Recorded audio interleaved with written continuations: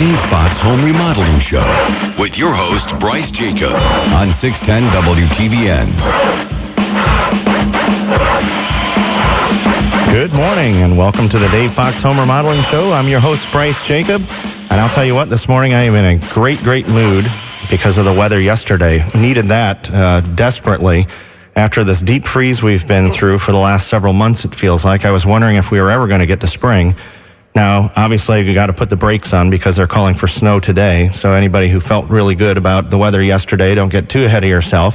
But it sure was a nice break, and it was also a perfect day, timing-wise, because the Home and Garden Show just kicked off this weekend down at the Expo Center right here in Columbus. And if you're planning on going down and seeing the great things they have planned for gardens this year, some of the tips that you can consider for your garden and also things to look at for your home, the Home and Garden Show is a great place to go. The good news is it doesn't end today. It goes through next weekend. So it's every day. It is closed on Monday, but if you want to get out there during the week, you can get down to the Expo Center and check out the Home and Garden Show. It's always a good show for the year. It brings in that little taste of spring for each one of us. And yesterday was a great day to kick off the weather the way we did. And I was down at the show yesterday for part of the day, and really a lot of homeowners down there. So I think today will be just as busy, especially if you're calling for a little bit colder weather. More people might want to be inside and check that out. So get down to the Expo Center. If you'd like, stop on by the Dave Fox booth. We'd love to say hello to you and answer any questions you might have about the home or garden the best we can. And actually today, we've got a perfect segue into the home and garden area as well, because we've got our special guest back from Greenscapes Landscape Company, Bill Gerhardt, who's been a frequent flyer on the show. Bill, welcome. Good morning. Thank you. Great to have you on again. And then, of course, Mark Moore, who comes as an arborist, the expert to answer any questions. So, folks, we're going to open up phone lines today. If you've got any questions, you're just burning to have burning questions on your mind about what to do in the yard and how to survive that deep freeze that we had, if your plants are going to make it or not, the guys are here to answer questions. So I'm going to throw the number out there. You can call at any time. We're going to start chatting a little bit about what to do with plants and getting ready. But the number you can call in on is 821-9886. That's 821-WTVN, 821-9886. If you're outside the area, you need to use the 800 number. It's 800-610-610-9886. So 800-610-9886. So we welcome your calls if you've got questions. So, gentlemen, this is a harsh winter this year. It sure was. It was incredible. So what kind of impact does that have on our plantings where the snow is piled up and then we get that deep freeze and that extended deep freeze? Because I think we were below zero for weeks at a time there. So what does that do to our plants? Well, the good thing about the snow, it insulates. So if you think about it, you had like an R30 factor of snow over top of your plants. And it insulated the roots and kept the roots from being damaged. There might be some damage from the snow being piled up on small shrubs or small trees, but overall, I think that the plants will come through. I think the blossoms might be damaged on the flowers. So you'll have less flowers this year. Is that because of the length of snow on them, or is that because of the cold? The cold. The cold probably froze some of the buds out. Wouldn't you agree, Mark? Yeah, you could end up with some bud damage. Obviously, with snow piled up, you can end up with some limb breakage and things like that. With the low temperatures that we had, you could also have some winter burn on certain plants, like the boxwood have a tendency if they were exposed to the below freezing temperatures for a long period of time. So with yesterday's teaser, you can get out and start cutting some of those things back and eliminating those damaged areas and get ready for spring. So. Okay, so it's not too early right now to start doing some of those things, especially with the calling for more freezing rain or snow coming today. Well, like I said, yesterday I was out in my yard, and we've been out at Greenscapes doing a lot of cleanup and things, and like if you limit what you do, as long as it's just those damaged areas, yeah, you can start doing those things. Mm-hmm. So it's a great teaser to get people that are outdoor enthusiasts outside and start thinking about this year and what they want to do. On a real happy note, with the cold weathers we've had, we've probably eliminated quite a few insects for this spring. Now that doesn't mean their numbers won't rebound in the later part of the summer, but going into spring, some of those invasive insects, particularly like the emerald ash borer, probably took a pretty good hit, which is a great thing. So does that relate to a plant that might be more hardy or bountiful throughout the year? Or? Well, some of them will be slow to come out because of the cold weather, but don't give up on it yet. I mean, because of the cold weather, things will be slow to bloom, like Bill said. But as far as the overall health of the plant, it's probably fine. It's just going to take a little more time for it to wake up and realize it's spring and time to grow. So is this the same with trees, like young trees? I know last year in the fall people were planting some trees. Will this have had a harsh effect on those where the roots may not have taken? Absolutely. Again, it's just one of those. You'll just have to wait and see, and don't give up on it just yet. So. Yeah, good. So how was the winter with your business? Obviously, so much of what you do is outdoors, and that kind of froze you to the inside. Has that impacted business much? Well, at Greenscapes, we spend a lot of time doing designs in the winter and working with clients. We always tell people, call ahead. If you have a project for this spring or early summer, call ahead and start the design process right away. The design process can take 4 to 6 weeks. Get the design finished and get it priced so you can see what it is.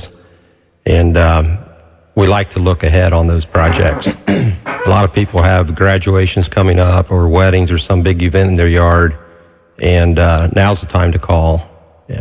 We're getting busy now. On the other hand, we've done a lot of snow and ice removal all winter, so that kept us really, really busy.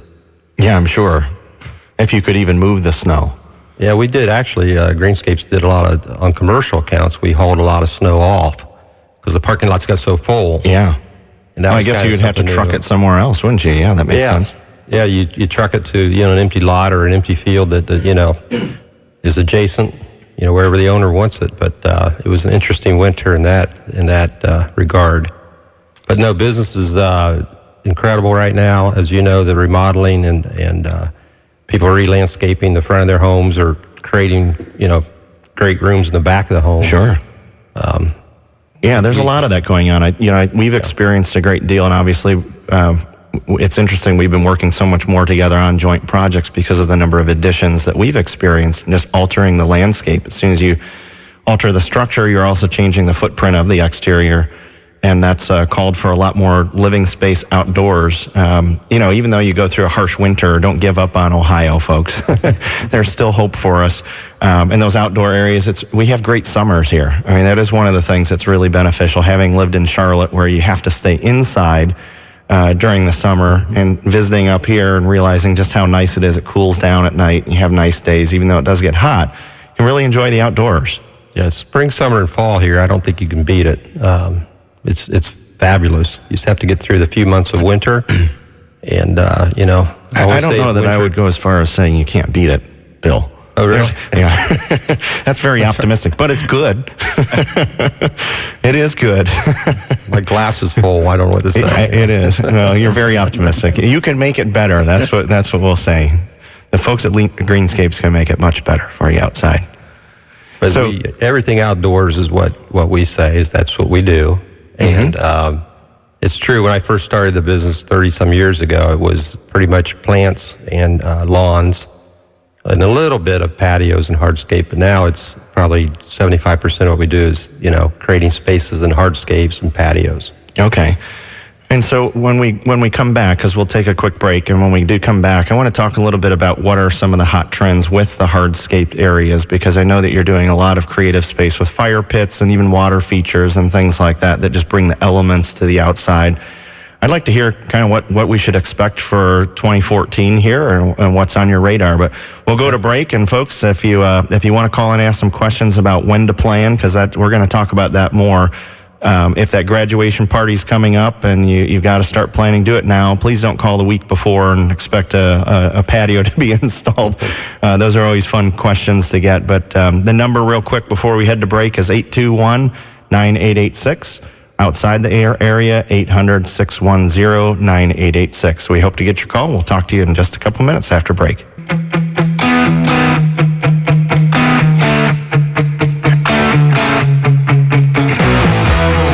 We are back. You're listening to the Dave Fox Home Remodeling Show right here on 610 WTVN. We've been having a great morning here with the folks from Greenscapes. I have Bill Gerhardt and Mark Moore with me this morning. And if you've listened to our show for a while, you know that they've been on here many times giving us all the great garden tips and highlights and features we need to know for having a healthy garden and just a great yard to enjoy throughout the year. So right before we left for break, we were talking about some of the things to do to prep our yard. We're going to get to some of those hot trends in just a minute, so hang with us. But I want to talk a little bit more about, you were here in the fall, and we talked about all the things that we should be doing to get that garden ready for spring. And if we did those things, knock on wood, it should benefit us this spring. Is that right? That is correct. Unfortunately, like myself and some others, with the early onset of winter, some of those fall preps didn't get finished. So like at Greenscapes and at work or at home, some of my roses didn't get cut back. Some of the roses at work didn't get cut back. So now's the perfect time to do those things. Most of your deciduous plants, unless they're spring bloomers, you can trim back now. Excuse me. This is a great time to get any last leaves raked up. Start trimming back your ornamental grasses. Start thinking about what you want to plant in your vegetable and flower gardens. Start to reseed your yards. You can actually use Mother Nature to get that seed down into the ground. And then when the soils do finally warm up to about 50 degrees, they'll start to germinate and excellent, and really take good hold. And with the spring weathers that we normally get, which knock on wood is going to be the same this year, you'll get a nice lush lawn. Awesome. So. Yeah, that's good. Well, we have a question about trees from Rachel, and she's on the phones with us this morning. So let's go to Rachel here. Rachel, are you with us? Yes. Good morning. How are you? I'm fine. I'm glad you could have these people on your show today. Isn't it great? It makes our show more interesting rather than just boring old me. So what's your question about trees? Yes, I had quite a few questions about trees, if that would be okay. They're rather short. First of all, I always like to protect the roots of my trees, and I was wondering, is there anything that you really should not be planting around trees to protect the roots? I mean, like every year planting annuals, or should you plant ground covers, or are there certain things you should just, leave dirt around your tree? I just often wondered about that. So how to protect the roots around your trees. Okay. Mm-hmm. If it's a young tree, typically you'll wanna just mulch with a 2 to 4 inch layer of mulch, keeping it away from the trunk. This year, with all the moisture from all the snow, you definitely don't want to over mulch, what we call the mulch mountains, because you could actually create quite a bit of fungal issues. But planting under new trees, we try to discourage, just so that tree has all the energies going to its roots. But as it gets older, then if you want to expand and create a garden around it, then yes, you can. I mean, by the time that tree is established, there won't be as much competition between the new plants and the existing trees. So. Okay. And then I was wondering, is it still the thinking about maples? Is there any particular time of year you should, I know any time of year would be okay, but would there be any time of year that would be less likely to prune a maple, or is the thinking changed about that? Now, this time of year is a perfect time to trim any of your trees while they're still dormant. Even if it's a flowering or fruiting tree, this is the time. The tree will handle the damage. I mean, I know that sounds weird, but you actually are damaging a tree when you prune it. But if it's pruned properly, it will recover from those saw cuts very quickly when it comes out in the spring. And but this is a perfect time to do dormant pruning. Is there any time of year that would be less favorable for a maple? Particularly in the dry season, July, August, September. Unless you have some storm damage or something like that, you want to try and avoid pruning those times of year, because they're starting to store their energies for the following year, and they just don't recover as quickly. Oh, okay. And then my other question was, I do have a branch broken on a tree that I'm going to have an arborist come out and look at. What I was wondering, when it's broken off, there's I know it's something you'd have to see, but it's broken off at one part. where there's like maybe 3 branches coming off a main branch, and one's broken and the other's was broken a while ago. With something like that, do you have to then take it all the way back down to the branch collar? And I know it's something you'd have to see, but I just was wondering also when someone's climbing a tree, if there's anything you should ask the arborist, to be particularly, protective to the tree with any of the ropes or the, like the cambium lever, not to rub that off or anything. Absolutely. No, a certified arborist will definitely know whether he needs to remove that limb all the way back to the trunk or whether he can prune it to a lateral branch. And it's good that you know trees. You're absolutely right. It shouldn't be cut any further back than the branch collar. And like I said, any very well trained certified arborist will know what to do. Okay, I had read somewhere one time that if they put a rope up there, you should say to use something about a cambium cover so it won't rub the cambium off the tree. I didn't know if that was important or not. The ropes can have a tendency to burn the bark, particularly in thin bark trees. Most of the hardwood trees, you don't have to. I've been climbing for 35 years. There are some trees that I will use a cambium saver, which is a leather collar that you run your rope through, or like I said, if it's a thick bark tree, typically we'll just throw the rope up in there, make sure it's in a proper crotch so that it's not rubbing through the bark layer to the cambium layer. So. Oh, well, thank you so much. I've enjoyed all your information, and thanks again for doing the show. All right. Thank you for calling. Rachel, thank you so much for your good questions. That's something I didn't know. That's about this crotch protector. Yeah, well, I don't know that we want to talk too much about that, so. Whatever. Yeah. But no, what I was going to say, too, about plants is that if you didn't get what you wanted to do last fall, plants are very forgiving, and you can do it again. You can do it this spring if you didn't cut your perennials back. So there's still hope for my plants. You can still go out and do what you want. And if you don't cut them back, then the new growth's just going to grow right through the old growth. Yeah. It might not be as pretty. Like my roses, I have a lot of roses, and I didn't get them cut back, so I'll do it this spring, and it won't affect them. Well, that's good. Okay, so I have a question for you. Planting grass seed, because I've got a bare spot in my yard where a year ago I had a tree that had come down, had the stump ground, I had soil brought in, but I didn't have time to get seed in. So I've got this bare spot in my yard. Should I plant seed now, or do I need to wait until April or May when we have more consistent weather, maybe some rain coming, or should I go ahead and do it at this point? There's something called dormant seeding, and it's a lot easier to do it now, because especially if you have bare ground and the soil is there and it's bare, if it's to the grade you want, it's even, you can just top dress that seed on top of that ground, and when the ground freezes and thaws, it'll open up and draw the seed down in. Mm-hmm. So and it will lay dormant. Seed won't go bad. It won't get too cold and freeze. It's just not natural for it. But at Greenscapes, we do a lot of dormant seeding this time of year because the freeze thaw. Drawing that seed into the soil. And it will lay there. Seed germinates when the ground temperature gets about 50, 52, and then it'll start germinating. Okay. So it is okay to do the seeding now, because I've always worried when I put it down, especially in the summer, that the seed burns out. Can that happen if you do it when it's too hot and dry? If you let it dry out, yes. Okay, it'll germinate, and then if you let it dry out in that young stage, it can burn out as you call it. But yeah, it's so obviously I'm not using your arborist terms. Okay, so call me out on that. That's fine. I don't know if I'm going to have you back, Mark. All right, well, I'll tell you what we're going to do. We're going to head to break. We're going to get some updates on weather, traffic, all that great stuff. And then when we come back, I promise, folks, we're going to talk about some of those hot trends so you know what to expect in 2014. And if you've got questions yourself, I'm going to throw the number at you again. Like Rachel, who called, had some great questions for us. We'd love to hear from you.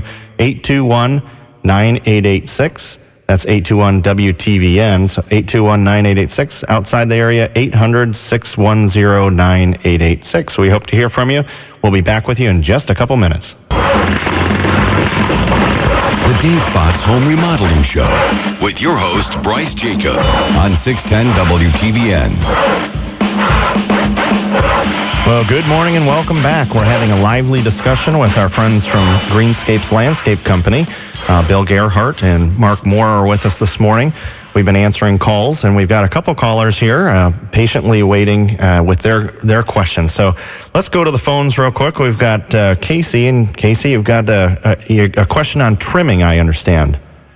Yeah, I'd like to know when the best time to trim the grapevine back. Grapevines. So are you making wine, Casey? I don't, but the raccoons and the possums does a pretty good job eating them. Right on. So they're making wine. That's fermenting. You probably have knocked over trash cans a lot. Yeah. But the wood around, it's an archway around the backyard, and it's kind of rotten, so I like to trim it back far enough where I can replace the wood. Okay. Typically, when you're dealing with grapevines, this is a great time to trim those back. Any dormancy pruning is perfect, particularly on grapes. If you're trying to rejuvenate wood, you're going to want to cut it back to about 6-12 inches. And I'm assuming you have it on a trellis? Yeah, it's on the trellis, but I would like to replace that trellis, so I would like to get it cut back far enough where I can replace the trellis and let it grow. This is a perfect time to do that now. Obviously, you're going to lessen the amount of grapes that you would normally get in a year, but anytime you have old canes on blackberries and raspberries and grapes, sometimes you have to cut them out and let them rejuvenate. Even some of our flowering shrubs, like the old-fashioned lilacs, to rejuvenate that growth, you have to cut out the old 2-3 inch canes and let those new, half-inch, 1-inch canes take over and recreate the shrub. All right. Well, good. Well, hopefully, Casey, question. That answers your questions. And less grapes means unhappy raccoons, but probably healthier plant down the road. So, thanks, Casey. We're going to go to Dan. Oops, I just lost Dan here. So, Dan, if you want to call us back, we'll take your call. But during the break, we actually had a special guest come in. These are, if you remember some time ago when we took calls, Sue from Toledo, Ohio, actually came into our studio while we were on break, is in town, and had a couple questions for us. So Sue from Toledo actually is my mother. And she's in town. My daughter, Callie, turned 7 this weekend, and so she's in town for her birthday, and came into the studio because she always has good gardening questions. So what are your questions, Sue from Toledo? One of my questions is about our Japanese maple. I remember, was it Rachel that had asked the question about trimming right now, trees? I think it was. We have a small one. It's only a couple years old, and it's one of the red decorative ones, or ornamental. But we've never trimmed it, but we don't want it to get too tall. It's with a water feature in the backyard, and I'm just afraid it might take over and be too tall and kind of destroy the whole visual effect that we want. So can we trim it from the top? Well, Sue from Toledo, is it a weeping form, Japanese maple, or is it just a straight? It's not the weeping. It's not the weeping. What do you think, Mark? Trimming the top of a She doesn't. This is what I had to grow up with, just so you know. Hard questions. So there you go. Let's see. Controlling the height of an upright tree, huh? Yes, it can. It can be done. You're typically going to end up doing what's called lateral trimming or pollarding. We don't like to really use that word because it's basically referring to topping a tree. We were using the term crotch earlier, so I'm okay with pollarding on this show. Not crotch pruning, this is pollarding. Thank goodness. That would terrify me. That hurts. Yeah. But what you're going to end up doing is just selectively pruning out those upright branches back to laterals, and what'll end up happening is by eliminating that upright growth, you're going to create a wider tree. Yeah. So it'll end up becoming a labor of love. So How tall do those usually get, the type we have, if we just let it go? The big issue is what variety it is, because there are so many different varieties of Japanese maples out there that some of them I've seen as tall as houses, and then I've seen some that are as short as 2 foot. So I mean, it's one of those things that you'd have to come out and take a look at, identify it, and then go from there. Okay. So, I was going to mention too, you can send your questions in. If you're too shy to call in, send your questions. Go to greenscapes.net, and you can go through our website and ask us questions. But that brings up a big question: is Mark, why don't you want to prune the top of a tree?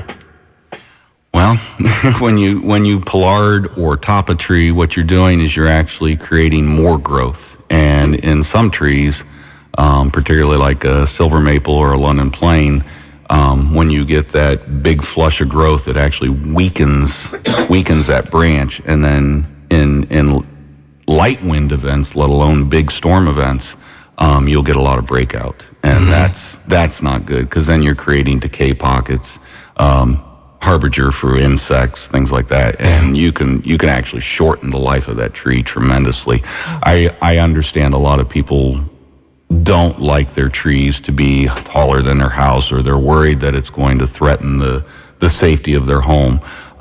But if you have a certified arborist come and prune that tree properly, you don't need to have those fears. So if you have that 60-foot silver maple in your front yard, don't have somebody come in and just cut it down to 30 feet tall. Yeah. Have it pruned properly. Wouldn't look too pretty. No. Let the storms do that. We've got our caller back here who's got a peach tree question. So thanks for hanging in there and giving us a buzz back here. Is this Alta or Dan? Alta. Okay. Well, what's your peach tree question? We bought a peach tree and planted it about a year ago. In fact, this spring will be a year ago. It did have peaches on it last summer, which was surprising. But the dilemma is we planted it too close to the driveway. So what would be the best time of year to replant it without actually hurting the tree?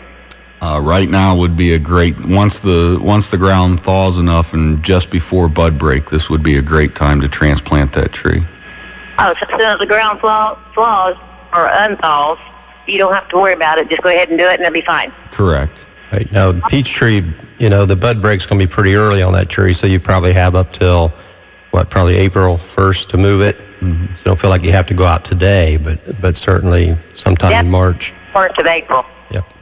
All righty. Thank you so much. Thank you. You're welcome. Okay, thank you. Okay, a lot of good questions here.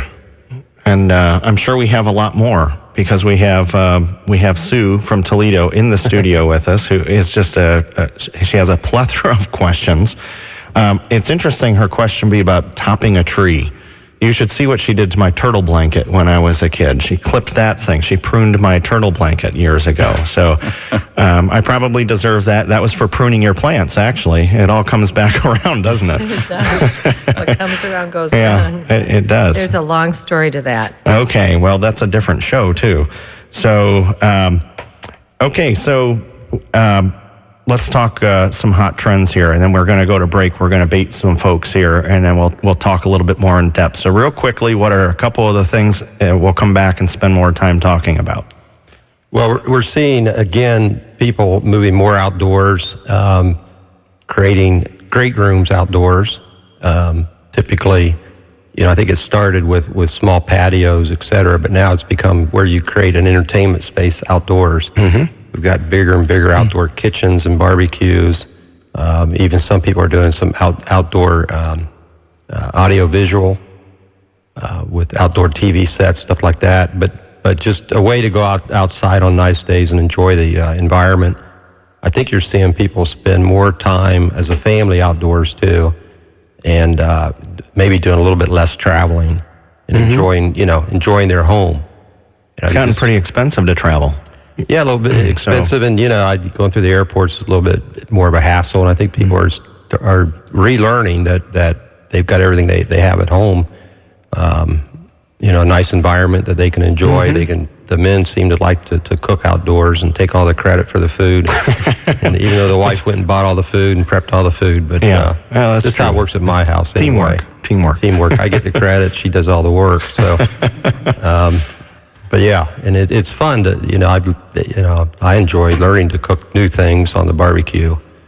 But good. Great rooms, and you've got a lot of new materials that are fabulous on the patios. So why don't we talk about some of those materials when we come back? So we're going to take a real quick pause here, and then let's talk about some of those materials and then some other things going on out of the conservatory that folks might want to go on. And a final reminder on the Home and Garden Show going on right now. So stay with us. We'll be back in just a couple minutes. And we are back. You're listening to the Dave Fox Home Remodeling Show. This is Bryce Jacob, your host. And we are talking about the home and the garden. We've got our friends from Greenscapes Landscape Company in here, and some special guests as well from Toledo. And we've just been talking about all the things to do. One, get ready for spring. We've taken a lot of great calls this morning. But when we left you here this last segment, I won't do it to you anymore because this is our last segment of the day. We're talking about hot trends, the things to expect. So we left it with just some of those hardscapes, some of the things that we're seeing, new trends. Are people going with more natural stone? I know bluestone has really just been a hot material to use out on patios as opposed to tumbled pavers. Are you seeing a shift that way?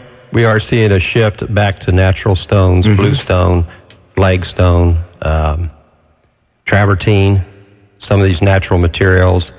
What do you attribute that to?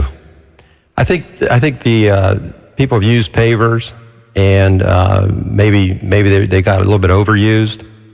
And you're seeing people more just go back to the traditional look in a garden. Mm-hmm.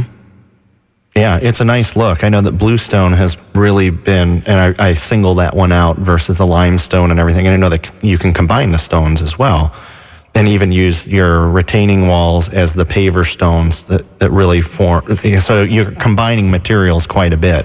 Right. I think if you combine stone with brick or a natural paver material with even the manufactured wall material, I think that can go very well. Just, if you combine more than two materials, I think it gets a little bit, iffy. And then look at your house. At Greenscapes, we'll look at what materials are in your house already. If you have stone on your house or if you have brick on your house, and then how can you complement that material either by mimicking it with the same material or contrast it. But, you have to look at what's already there on the site. Yeah. Is there anything that you're really, really excited about for 2014 that you're dying to work into designs? Well, I think it's just again, that people are doing more and more with their yards. Traditionally at Greenscapes, we did a lot in the front yards. People wanted the front of their house to look nice, curb appeal. And certainly that's important, but we've really seen the trend in the last 5-6 years to creating spaces in the back of the house that are family friendly and can be used for parties and events. So, the outdoor kitchens, water features, it's nice like at my house. I have a water feature that the waterfall drowns out the neighborhood sounds from roadways and neighbors, et cetera. Well, and I know that we just worked together on your house doing a project together, the folks at Dave Fox. We opened some walls up and took your living room and opened it to the outdoor living area using some sets of French doors that you can kind of have that plantation feel, if you will, that will open out onto your patio. So versus you going through the kitchen into your sunroom and then out to your patio, you now, when entertaining, can go right from your living room to the outdoors. Yeah, it was a fantastic remodel, and you guys did a good job. It was an 1988 vintage house where there were a lot of compartmentalized rooms, and by taking a wall out and then taking windows out and putting in the French doors, it's like a new house. Yeah, it's a big transformation. But to that whole point of bringing the inside outside, we're seeing a lot of that. We're doing many of those projects, whether it's a room addition or just an alteration of existing structure. People are trying to bring the outside in and the inside out. So outdoor kitchens and, outdoor living spaces and so on. So that's a huge trend that I've really watched continue to pick up some momentum. And that's pretty exciting because, I used to envy all of the places that had environments where you could have outdoor living. And quite frankly, we have it here. for a good part of the year. Oh, absolutely. And when it's nice out, people definitely want to be out. I feel like there's something instinctually inside of everybody. They want to be connected to nature. And, we're seeing more and more of that, people wanting to connect with the nature outside their house and into the garden. So tell me real quickly about the lights at the conservatory. You brought this up before. It's still going on. Right. Greenscapes has been a supporter of Franklin Park Conservatory. And Bruce Monroe Lights started in September of last year, and it's 11 light installations throughout the conservatory. I think 9 of them are indoors, inside the biomes, etc. And 2 are in the courtyards. So you can go down there on even a winter day and enjoy this. It starts at 5 p.m. in the evening, goes to 11, Wednesdays through Saturday. But go to fpconservatory.org if you want to know more about it. But that's a fantastic event to go see and get out of winter. And this is through March 31st. Through March 31st. Yeah, we extended it, yeah. Yeah, there's some good time to do that. Bryce, have you been to see it yet? I haven't. I'm guilty. Okay, I will. Absolutely phenomenal. And you should probably take your guests tonight. Yeah, it's a good thing to do tonight. Okay, well, gentlemen, thank you so much for being on the program again. It's always a treat to have you here. And if you missed a chance to call in and ask a question, give us your website one more time, and they can give you guys a call if you need an arborist to come out to visit you. How do they reach you? Is it greenscapes.net? Greenscapes.net, or you can call us at 614-837-1869. Perfect. Okay, well, what we have going on here, I want a couple reminders for all of you. We have the Home and Garden Show going on right now down at the Expo Center. This runs through next weekend, so if you haven't been down there, make sure you get down there. Visit us at the booth. That runs today as well, and we're going to have an open house March 13th, and that's going to go from 5:30 till 8 p.m. You will need to RSVP because space will be limited. You can go to info@davefox.com, shoot your request to join us on March 13th from 5:30 to 8 in our showroom. And these folks from Greenscapes will be there to talk to us about some of the things going on in the garden. You can meet an expert at Greenscapes, ask some questions yourself. If you've missed our past shows, make sure you tune in to DaveFoxRadio.com. Next week, Tricia Wheeler from Edible Columbus will be with us. Make sure you tune in from 8 a.m. to 9 a.m. right here, 610 WTVN.